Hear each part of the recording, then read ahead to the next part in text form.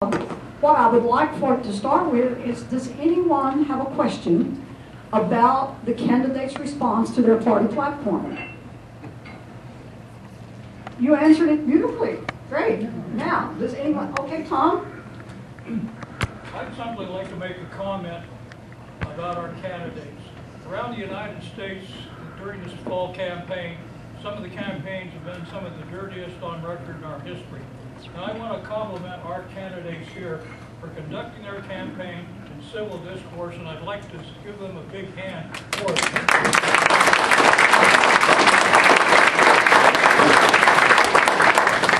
And I think the discourse is just sitting at the table here certainly accentuates that.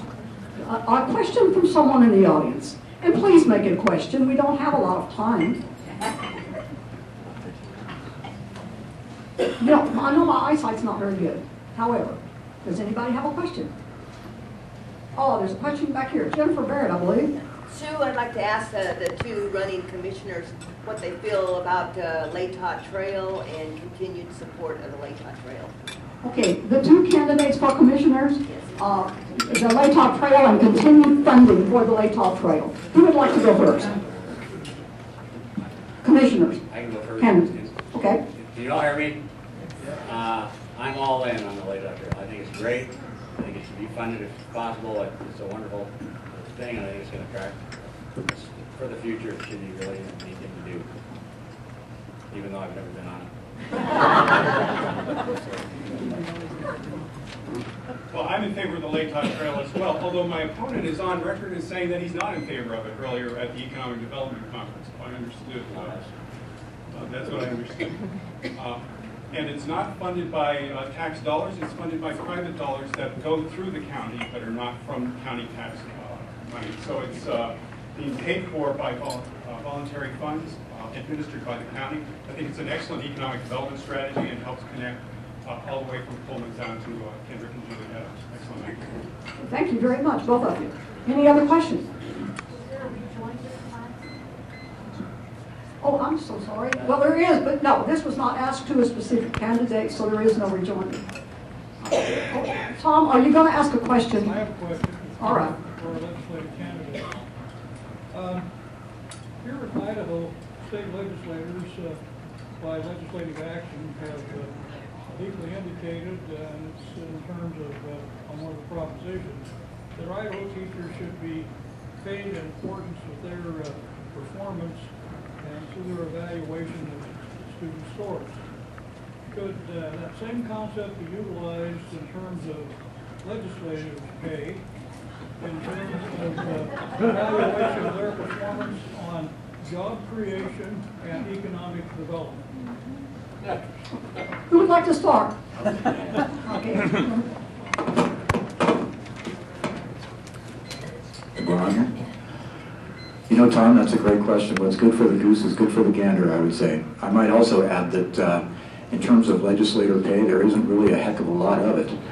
And if I were to add up the hours that I've lost just in the campaign in terms of billable time in my profession, I could serve for quite a number of years in the legislature and never make that back. You know, there was some discussion at a forum last week about tying expenditures to the state GDP. You know, honestly, in theory, the legislature should be acting to promote growth, promote economic development, and put people back to work and get those jobs here in Idaho. Please deal with the question, okay? Yes. Okay.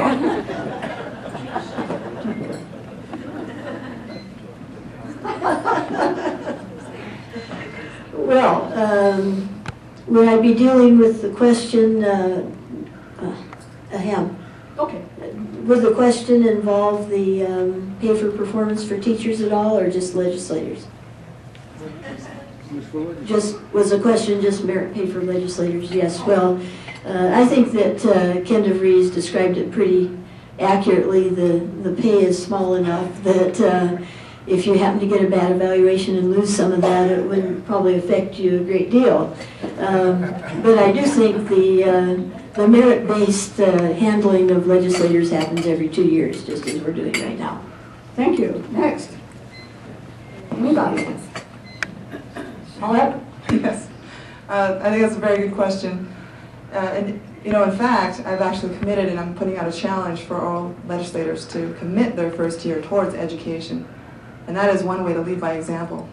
That is also one way to wake up your constituent base so that they can see the fact that our legislators truly care, not only about the people and our families, but about our children, which is our greatest investment in the state. So you'll see me firsthand doing that by example. I'm going to commit my first year's salary.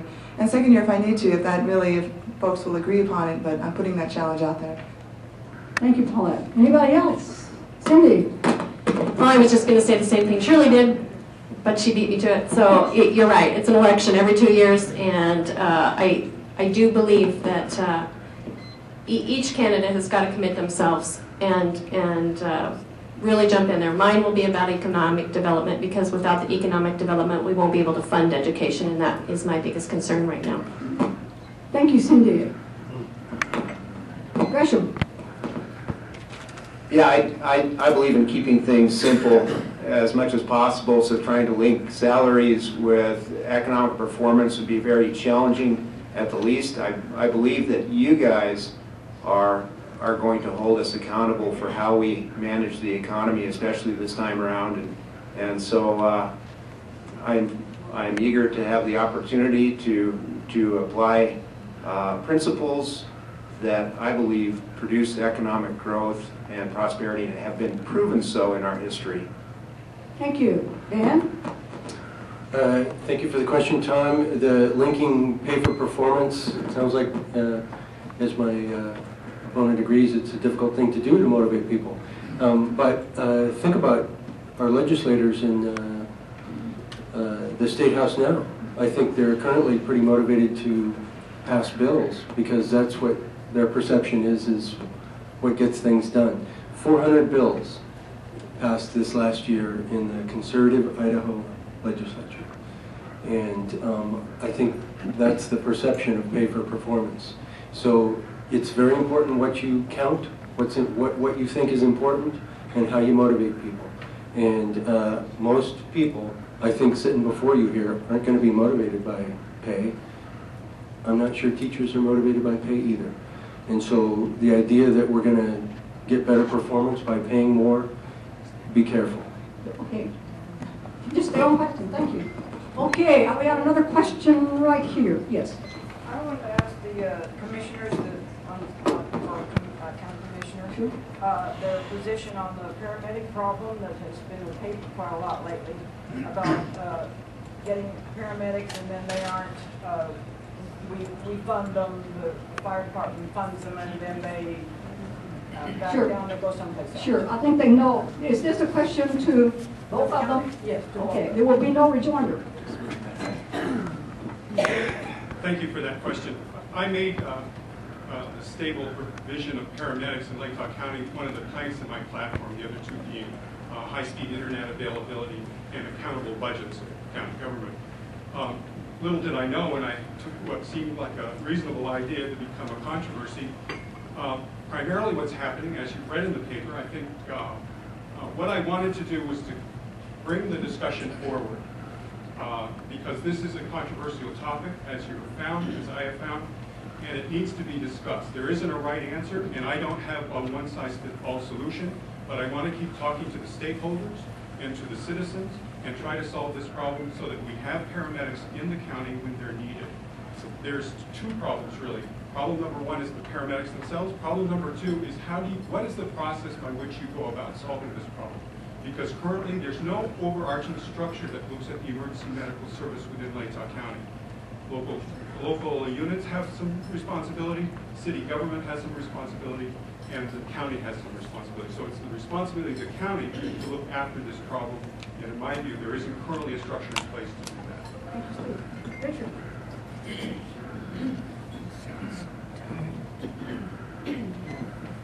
My position on the paramedic issue is what it's always been.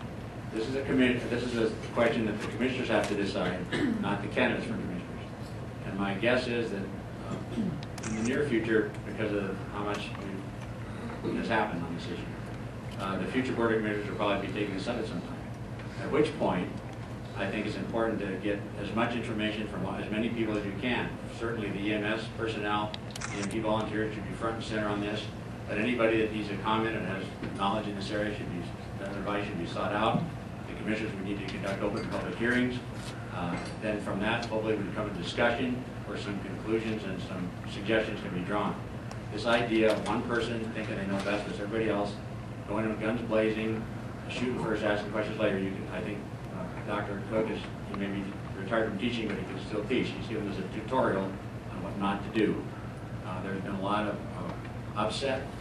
I've been to some of these meetings and seen some of the angst, and these people that are volunteers, they're the best among us. They donate their time, some put in their own money, and they should not have had to go through this. So hopefully we can carry on from this point and get some constructive thought on this. Is anyone here who has a question for the sheriff candidates? Okay.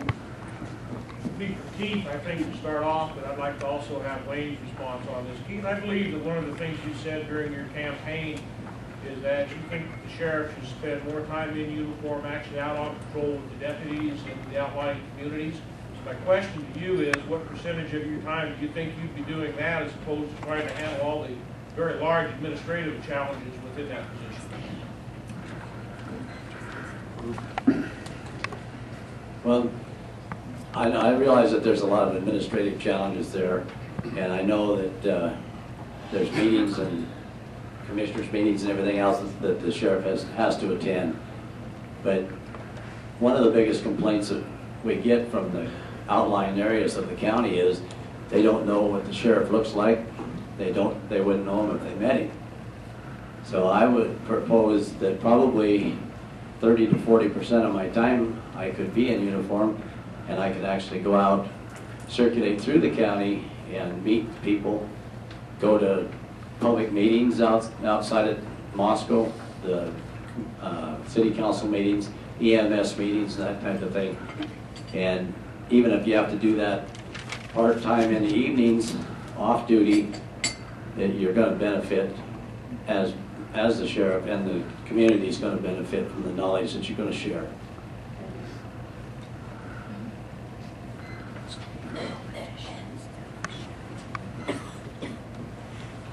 Thank you for the question. You know, here's real reality in this type of a circumstance, and that's that my name is in the paper quite a bit due to everything that we do for you as the citizens of this county. My photograph is on my web page for the sheriff's office. My photograph is on our Facebook page. You know, people complain that they don't see me out there, but in reality what they do see out there are my deputies. My deputies are out there all the time. They answer calls for service. They're out there patrolling all hours of the day and night, and I hire my deputies to take my place. That's why they're out there. That's why I have deputies, because I don't have the time to be everywhere and doing everything. I can tell you that I take all my phone calls, I answer all my emails, I answer letters. Any way that people communicate to me, I get back to them. And I've always had an open door policy.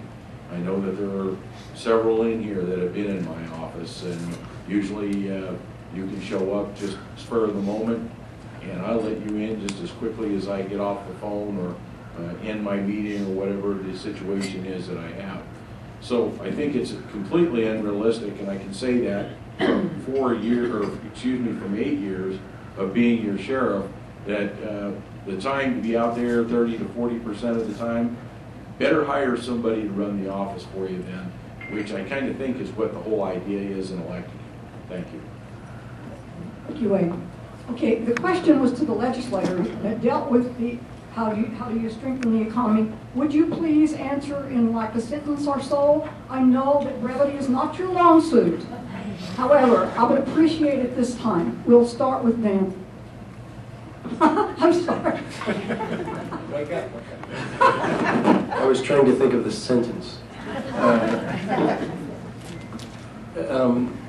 There was one example this last session. There was a bill that passed called iGEMS, which is a technology transfer between the university and entrepreneurs to try to promote developing research at the university to get jobs at the university. It passed.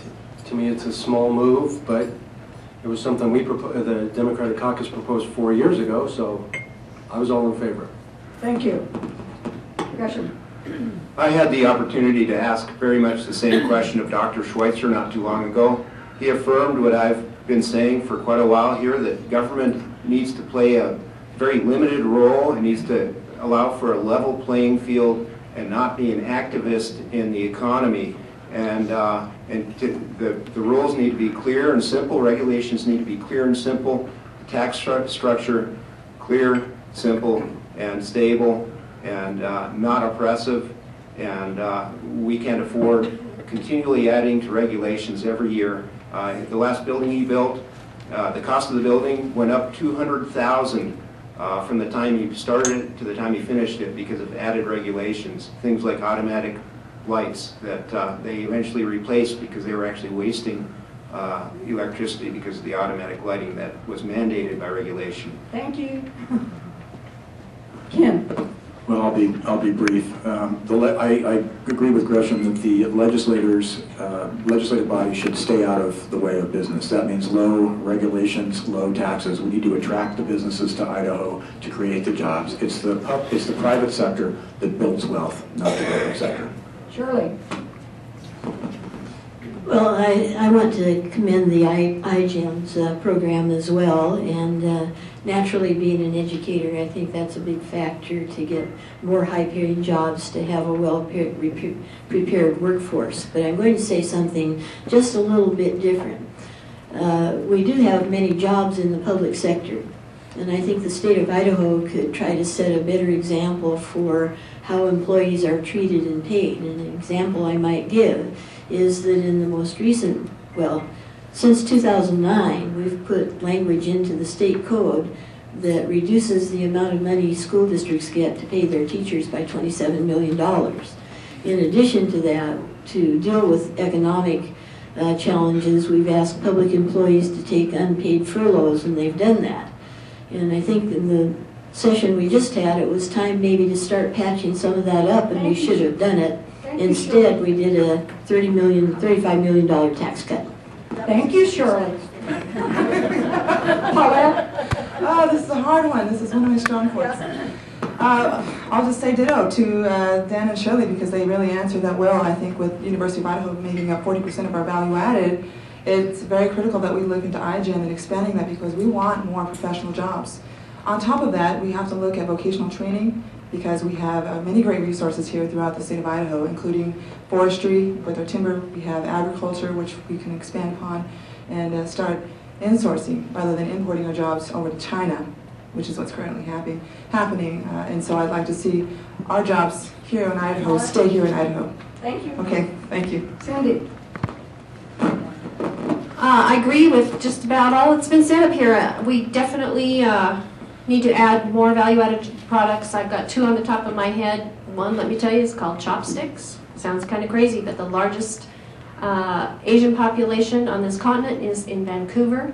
We need to be focusing on that market. We could be we're retrofitting some of our closed mills and doing chopsticks. I've seen a whole scenario on it. We've talked about noodles in Latah County for 100 years, and BJ's could probably tell you more about it than I could. We also could do something called Wheat Idaho. Have you ever been to Montana and seen Wheat Montana signs? They're everywhere. Why aren't we selling our wheat on a market to that scale? And those are the kinds of ideas I'm very interested in helping develop and get off the ground in this community. Thank you, Cindy. As the moderator, I get the last question, and it's a yes or no question. For everyone, if the election were held today, would you vote to repeal or accept Propositions 1, 2, 3, the so-called Luna laws? A simple yes or no is sufficient. We'll start with Keith. No. Okay. No, yeah. You would vote not to repeal. You would vote. Madam Chairman. That question was a little bizarre. So, Just say repeal or accept. Okay, yeah, let's clarify. A no vote means that you would repeal the law. A yes vote means that you would sustain the law. Okay. Okay. Are there specific propositions? There are. Yeah, can you vote differently for each one? You may. Then I'm going to be different. Okay. And you're going to vote? Well, I'm not going to, I'll decide on either voting group. You may do that if you want, but it's a cowardly way out right now. Thank you. Steve?